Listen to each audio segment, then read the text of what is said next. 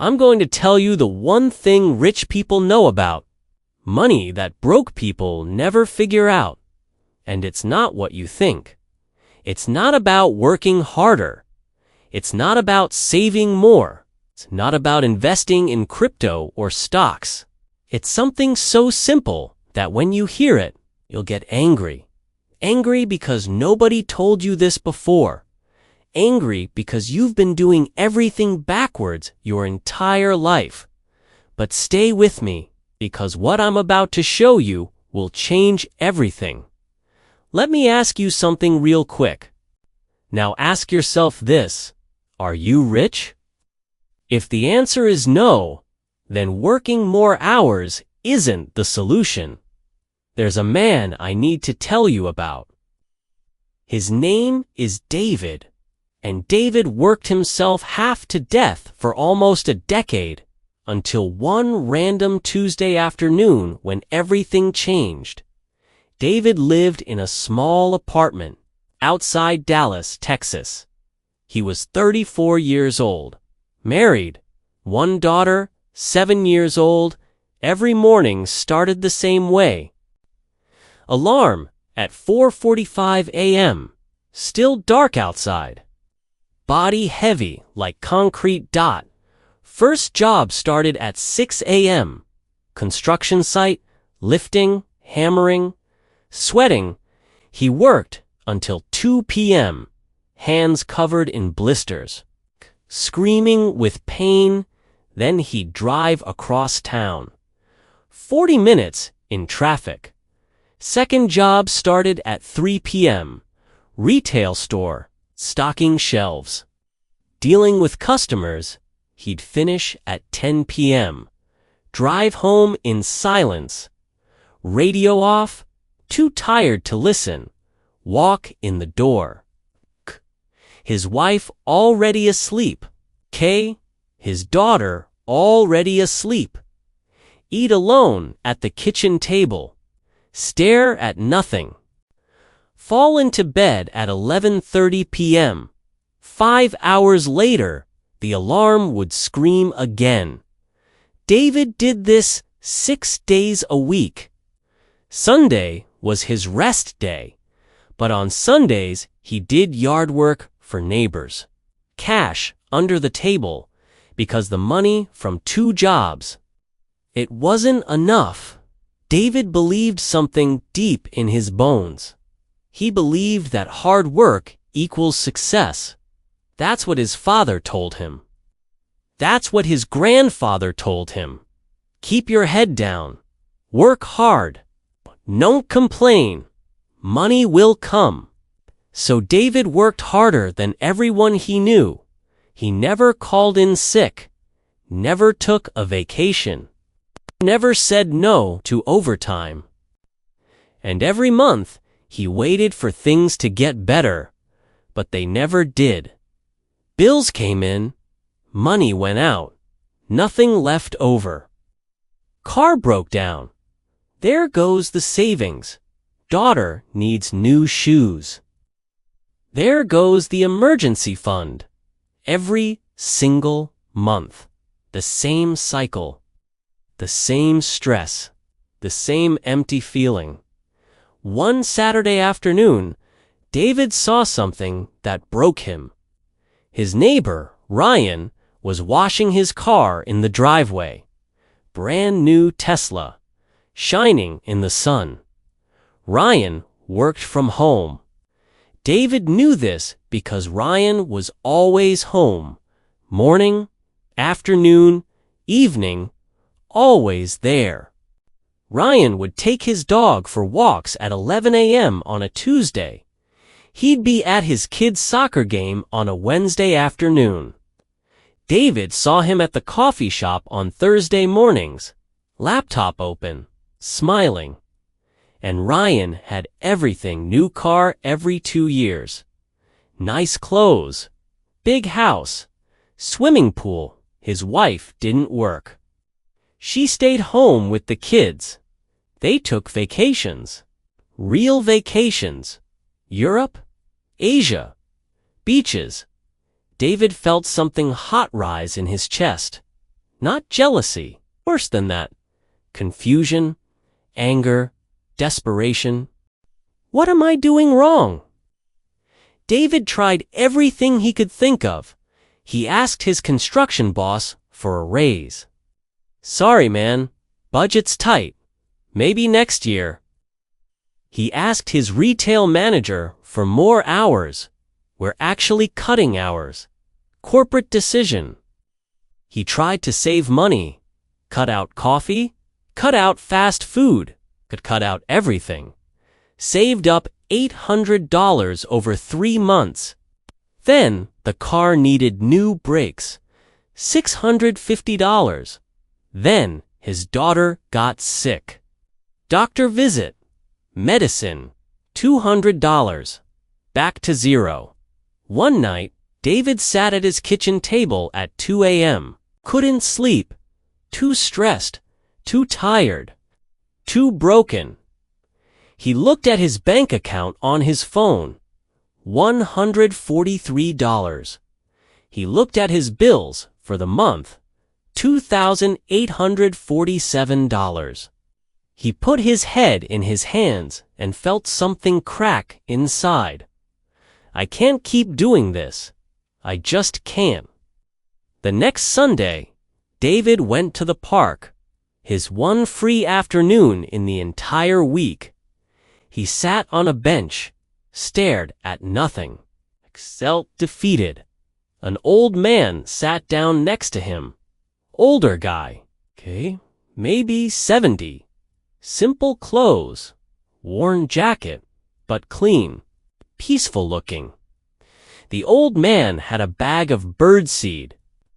Started throwing it on the ground.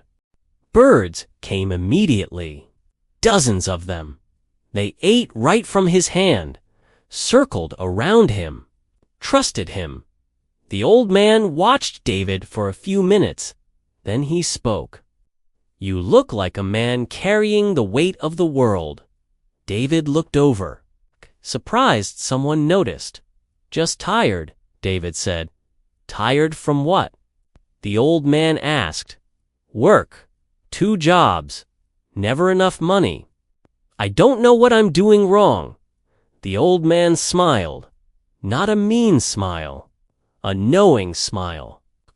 You're doing everything wrong, actually. David felt a flash of anger. What do you mean? I work harder than anyone I know. That's the problem, the old man said. He threw more seeds. More birds came. Watch what I'm doing here. David watched. Do you see me chasing these birds? David shook his head. No, I'm sitting still.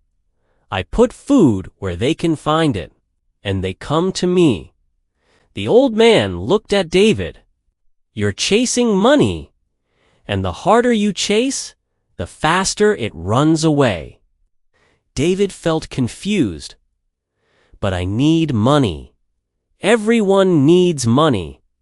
Of course you do, the old man said. But you're thinking about it backwards. He threw more seeds. Rich people don't chase money. They never have. They do something completely different. David leaned forward. What do? They create value first. Money follows value. Always has. Always will. The old man pointed at the birds. I don't wake up thinking, how do I catch birds today? I think, what do birds need? Seeds. So I bring seeds, and they come. He brushed crumbs off his hands. You wake up thinking, how do I get money today? Wrong question. Yourself, what do people need that I can give them? David's brain felt like it was rewiring itself. So you're saying, I shouldn't work hard. No, the old man said, I'm saying you should work smart, or you're a fisherman trying to catch fish with your bare hands. It's running through the water, splashing, grabbing, missing, exhausted. He stood up to leave. Rich people, they build the net first, learn the skill, create the system, then the fish come easy. The old man walked away. David sat there, frozen. Everything he believed was wrong. David made a decision that night, a scary decision. He quit his retail job. His wife looked terrified. "Are you crazy? We need that money." "I know," David said. "But I need to try something different. Trust me." David asked himself a new question. Not, how do I get more money? But what value can I create for people? He thought about it for 3 days. He was good at construction. He knew how to fix things, build things, make things work. So he started small. His neighbor's fence was falling apart. David knocked on the door. "Hey, I noticed your fence. I can fix that for you." "No charge, just let me practice." The neighbor was confused, but said yes. David fixed the fence, made it better than new. Took him 4 hours on a Saturday. The neighbor was amazed. "How much do I owe you?" "Nothing," David said. "But if you know anyone who needs repair work, send them my way." The neighbor told 3 friends. Those 3 friends called David. "Can you fix my deck? Can you build me some shelves? Can you look at my garage door?" David said yes to everything. He charged fair prices. Not too high, not too low, but he did incredible work. The kind of work people remember. Week 1, 2 jobs, $300. Week 2, 5 jobs, $850. Week 3, 8 jobs, $1,400. Word spread like fire. 1 month in, David made $4,200, more than his retail job ever paid. Working fewer hours, but here's what changed everything, The work came to him. He wasn't chasing it anymore. People called him, people texted him. People recommended him. Called David. He's good. He's honest. He shows up on time. 2 months in, David had more work than he could handle. So he hired his friend Carlos, taught him everything. 3 months in, David quit his construction job.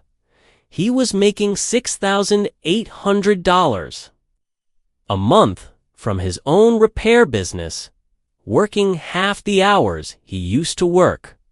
6 months in, David had a small team, 4 guys, all learning from him. He was making $11,000 a month. But here's what surprised him most. It wasn't just about the money. He felt different. He wasn't exhausted anymore. His back didn't hurt. His hands didn't shake. He was home for dinner. He saw his daughter before bed. He talked to his wife. He was in control of his life, not the boss. Him, one Saturday afternoon. David was outside his house. Ryan, the neighbor with the Tesla, walked over. "I've been watching you," Ryan said. "You figured it out." David smiled. "Figured what out?" "The secret.